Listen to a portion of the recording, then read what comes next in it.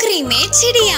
एक गांव में सोमैया नामक एक मक्खों का व्यापारी रहता था। सबसे ज्यादा वही बुद्धिमान है करके सोचता था। उसके नीचे काम करने वाले नौकरों पर उसकी बुद्धि का प्रयोग करते हुए मजाक करता था।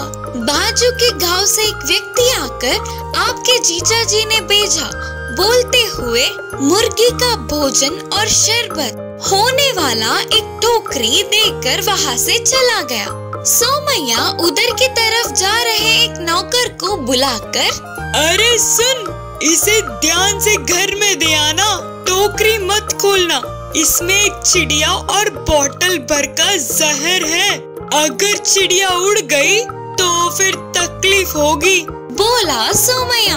वह नौकर टोकरी को सिर पर रखकर जाते ही सोमैया ने बाकी के लोगों से जोर से हंसते हुए कहा, हाँ, ऐसे बोले तो वो कभी भी टोकरी नहीं खोलेगा, कैसी थी मेरी बुद्धि। टोकरी लेकर जाने वाला नौकर उससे भी बहुत बुद्धिमान था। मालिक ने ऐसा कहा मतलब उसमें कुछ नहीं होगा करके समझ गया। रास्ते में एक पेड़ के पास रुककर टोकरी को खोलकर देखा तो उसमें मुर्गी का भोजन था। बहुत स्वादिष्ट था और साथ ही एक बोतल शरबत से मुंह में पानी आ गए।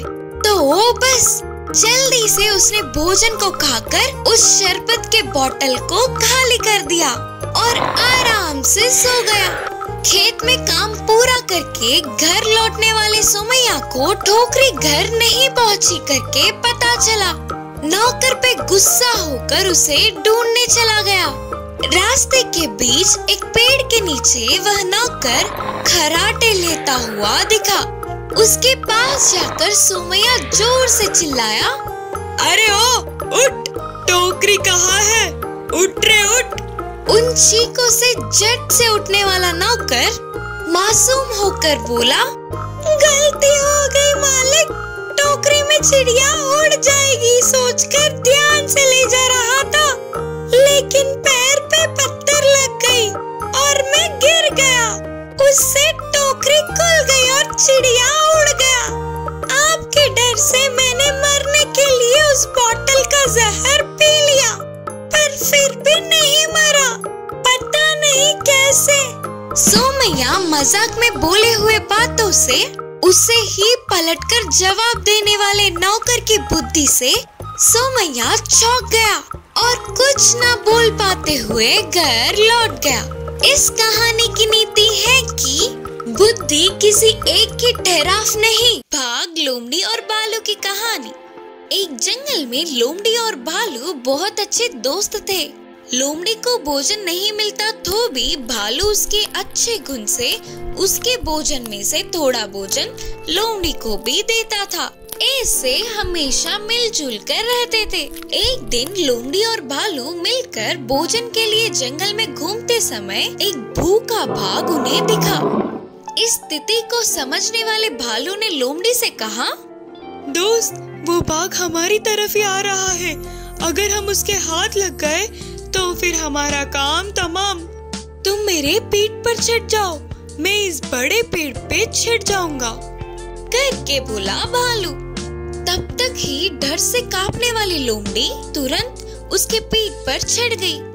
भालू जल्दी जल्दी से पेड़ चढ़ गया। पेड़ के ऊपर के झाड़ों में भालू और लोमड़ी बिना हिले हुए रह गए। पेड़ के नीचे पहुंचने वाला बाघ उन्हें देखते हुए वहीं बैठ गया। भालू और लोमड़ी पेड़ से नहीं उतर रहे थे और बाघ भी वहाँ से हिल नहीं रहा था। ऐसे ही बहुत समय बीत गया। अंधेरा होते ही भालू ने लोमड़ी से कहा, दोस्त, वो बाघ जिद्दी होकर वहीं बैठा है, इतनी बड़ी सी पेड़ को वो नहीं चढ़ सकता, फिर भी हमें पूरी रात सावधानी बरतनी होगी। हम में से एक सोएगा तो दूसरे को जागना होगा। ठीक है दोस्त, करके बोली लोमड़ी। तब भालू ने लोमड़ी से कहा, उम्र में भी बड़े हो, तुम पहले सो जाओ, आधी रात ढलने के बाद तुम्हें उठाकर मैं सो जाऊंगा, तब तुम ध्यान रखना, करके बोला। लोमड़ी ठीक है बोलकर गहरी नींद में सो गई। और बालू पहरा देते हुए बैठ गया। पेड़ के नीचे ही इनकी लालच से बैठा हुआ भाग थोड़ी देर बाद बालू से कहा, अरे ओ बालू दोस्त, तुम उस लोमड़ी की रक्षा कर रहे हो ये मुझे मालूम है, फिर भी मेरी बात सुन लो। तुम अगर उस लोमड़ी को नीचे गिरा दिए तो मैं उसे खाकर दूसरे जंगल में चला जाऊंगा। तुम्हारे कष्ट दूर होंगे। उस बूढ़ी लोमड़ी के लिए भोजन लाके रखने का काम भी दूर होगा। महाराज बाघ, ये लोमड़ी मेरे लिए बिल्कुल भी बाहर नहीं है। मेरे खाने में से बस थोड़ा सा ही इसे देता हूँ। ये तो मुझ पर भरोसा करके जी रही है। देखो तो मेरे भरोसे ये कितनी आराम से सो रही है। बोलते हुए बालू ने जवाब दिया। उतने में आधी रात ढल गई। भालू ने लोमड़ी को जगाकर खुद सो गया। कुछ देर बाद भालू के पूरी तरह से सोने के बाद पेड़ के नीचे से भाग ने इस बार लोमड़ी से बात किया। लोमड़ी मामू, तुम्हारे मांस खाए हुए बहुत दिन हो गए होंगे ना। अगर मेरी बात सुनना चाहो तो मैं एक बात बोलूं। तुम हिम्मत करके उस भालू को नीचे धक्का दो। मैं उसे मार के खाकर बाकी के मांस को तुझे दे दूंगा। तुम दोनों में से किसी एक को तो मैं खा के ही जाऊंगा। मैंने तो निर्णय कर लिया, बाकी तुम होशियार हो, सोच कर निर्णय लेना। बोलते हुए भाग ने लोमड़ी को गुमराह किया। लोमड़ी थोड़ी देर के लिए सोच में पड़ गई। भाग के निर्णय का कोई मुकाबला नहीं करके उसे पता था उसके कष्ट दूर होंगे और खाना भी मिलने के लालच में उसने धीमे से भालू को पेड़ से धक्का दे दिया। नीचे गिरे भालू को देख भाग ने चिढ़ाते हुए हंसकर कहा, देखा, तुझे मैंने लोमड़ी की चालाकी कितना समझाई थी, फिर भी तूने उस लोमड़ी को धक्का नहीं दिया। उसको देख कैसे तुझे एक पल में नीचे गिरा दिया। अभी भी कुछ नहीं बिगड़ा, मैं तुझे बिना खाए छोड़ दूंगा।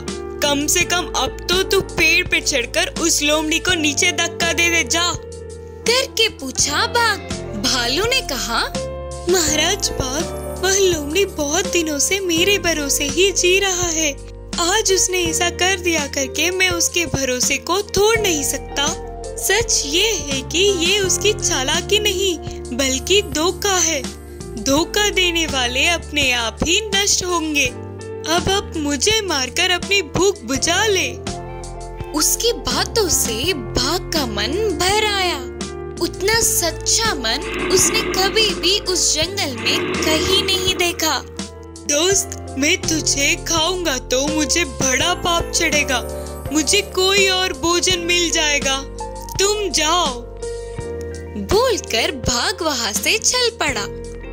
भालू भी अपने रास्ते चला गया, लेकिन लोमड़ी तो एक और पेड़ नहीं उतर पाते हुए दूसरी ओर खाना भी नहीं मिलने पर बर्दाश्त न करते हुए आखिर में नीचे उतरने की कोशिश में अपने प्राणों को खो बैठी।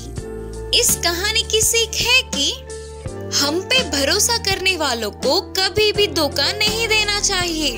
भेड़िए को सबक सिखाने वाला बकरी। एक जंगल में एक भेड़िया था। वह बहुत ही चालाक था। कोई भी छोटा जानवर दिखा तो उसे नहीं छोड़ता था। अगर कोई अपनी बुद्धि का प्रयोग करने की कोशिश किया तो ये उससे भी बड़ी चाल चलकर मार के खा जाता था। उसी जंगल में एक छोटे से घर में बकरी अपने तीनों बच्चों के साथ रहती थी। उन सब के घास चरने बाहर आने वाले बकरी और उसके बच्चों को देखते ही उसके मुंह में पानी आ जाते थे। अरे बकरी के बच्चे तो बहुत नरम नरम है रे। माँ बकरी के बिना अकेले किसी न किसी दिन तो दिखेंगे ना, तब देख लूंगा इन्हें करके सोचता था। उन बकरी के बच्चों को खाने की अक्सर भेड़िया कोशिश करता था, लेकिन हमेशा माँ बकरी के साथ होने से वह कुछ भी नहीं कर पाता था। एक दिन माँ बकरी को काम से बाहर जाना पड़ा। फिर माँ बकरी ने जाते जाते कहा, बच्चों ध्यान से सुनो, मेरे अलावा कोई भी आए तो दरवाजा मत खोलना। बोलते हुए कुछ सावधानियां बरतने को बताकर चली गई। ये सब कुछ छुपकर भेड़िया देख रहा था। आहा, यही अच्छा मौका है रे। माँ बकरी के लौटने से पहले ही किसी भी तरह से बकरी के बच्चों को खाना ही होगा। माँ बकरी के जाने के थोड़ी देर बाद भेड़िया बकरियों के घर जाकर बोला, मैं हूँ बच्चों, तुम्हारी माँ, दरवाजा खोलो बच्चों करके बोला। तो अंदर के बकरी के बच्चों को वह आवाज अपनी माँ की नहीं लगी। तो बच्चों ने कहा, तुम हमारी माँ नहीं हो, हमारी माँ की आवाज ऐसे नहीं होती। तब भेड़िया वहाँ से चला गया। थोड़ी देर बाद दूसरी चाल से फिर से आकर बकरी की आवाज बदलकर बोला, दरवाजा खोलो बच्चों। माँ वापस आ गई करके दरवाजे के छेद से बच्चों ने देखा तो उसके पैर काले रंग में दिखे। बच्चों ने कहा, तुम हमारी माँ नहीं हो, हमारी माँ के तो सफेद पैर होते हैं। तब भेड़िया ने सोचा, अरे क्या रे, ये तो बच्चे करके सोचा तो ये मुझसे ज्यादा चालाक हो रहे हैं। अब मैं बताता हूँ इन्हें। सोचकर तेजी से जाकर पैरों को सफेद रंगवा के फिर से आया और बोला, चल चल के पैर दुख रहे हैं, दरवाजा खोलो बच्चों। इस बार गले की आवाज और पैर अपनी माँ के जैसे ही होने पर बकरी के बच्चों ने दरवाजे को खोला। तो तुरंत भेड़िया ने सामने के दो बच्चों को खाकर उधर से चला गया। थोड़ी देर बाद माँ बकरी के वापस आने तक एक बच्ची ही कांपती हुई रोती दिखी। पूरी बात जानकर माँ बकरी गुस्से से भेड़िया के गुफा में गई। भूख मिटने से गहरी नींद में सो रहे भेड़िए के पेट को काटकर उसके बच्चों को धीरे से बाहर निकाली और थोड़े पत्थरों को डालकर वापस पेट को सील के बच्चों को लेकर पास के पेड़ के पीछे चली गई। थोड़ी देर बाद उठने वाले भेड़िए को उससे पहले क्या हुआ नहीं पता था। प्यास बुझाने के लिए नदी के पास जाकर पानी पीने के लिए आगे झुकते ही पत्थरों के भार से नदी में गिरकर डूब गई। भेड़िए से पीछा छूटने पर बकरी और उसके बच्चे बहुत खुश हुए। उस दिन से वे जंगल में खुशी से आजाद घूमने लगे। इस कहानी की नीति है कि हमारे दुष्ट विचार हम पर ही भारी पड़ते हैं। गधा और कुत्ता। एक बार एक गांव में सोमू नाम का एक व्यापारी रहता था। उसके पास एक कुत्ता और एक गधा था। वो गधे पर सारा सामान लाद कर एक गांव से दूसरे गांव जाकर उसे बेचता था और जब वो घर पर ना होता तो कुत्ता उसके घर की रखवाली करता था। ये बात गधे को पसंद नहीं थी कि वो मेहनत करे और कुत्ता आराम से घर पर बैठा रहे। कुत्ते को भी गधे से नफरत थी क्योंकि उसको लगता था कि उसका मालिक सिर्फ उसका ही ख्याल रखता है और उसी को ताजे ताजे खाने देता है। एक दिन उसे गांव जाने के लिए जंगल से गुजरकर जाना था, इसीलिए उसने कुत्ते को भी अपनी हिफाजत के लिए साथ ले गया। वो दोनों सारे रास्ते में कुछ बात नहीं कर रहे थे। दोनों हमेशा से एक साथ रहते थे पर फिर भी अजनबी जैसे ही थे। सोमू रास्ते में एक गांव में रुककर कुछ और सामान खरीदकर अपने गधे पर लाद कर ले जाने लगा। कुछ देर बाद थक कर सोमू एक पेड़ के नीचे आराम करने बैठ गया। थका हुआ सोमू कुत्ते के साथ होने के कारण बेफिक्री से सो गया। कुत्ता भी वहीं उसके पास बैठ गया। उन दोनों को अब बहुत भूख लग रही थी पर मालिक सोया हुआ था देखकर वो चुप रहे। गधा उसके पैरों के पास की घास खाने लगा। कुत्ता ने भी बहुत देर ढूंढा पर उसे कुछ खाने को नहीं मिला।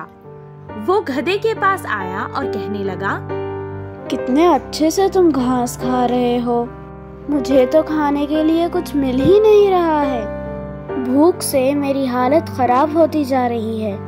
अगर तुम मेरी मदद करोगे और थोड़ा सा झुक जाओगे तो मैं भी कुछ खा लूंगा तुम्हारे ऊपर रखी बोरियों में से। नहीं, मैं तुम्हारी कोई मदद नहीं कर सकता। तुम मालिक के उठने तक थोड़ा सब्र कर लो। अगर तुमसे वो नहीं होता तो जाओ मालिक को उठा लो। कुत्ते को डर था कि अगर उसने मालिक को जगा दिया तो वो उसे उठकर मारेगा, इसीलिए वो डर कर चुपचाप बैठ गया। कुछ देर में वहाँ से एक भेड़िया गुजर रहा था। जब उसने गधे को देखा तो उसके मुंह में पानी आ गया। वो उसका शिकार करना चाहता था।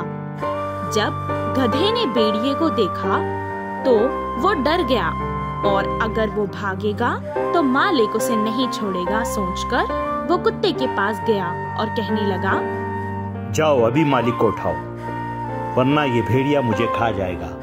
कुत्ता गधे पर बहुत गुस्सा था, इसीलिए उसने गुस्से में कहा, भेड़िया आए या शेर, मुझे उससे क्या, मैं तो मालिक को नहीं उठाने वाला, चाहे जो हो जाए।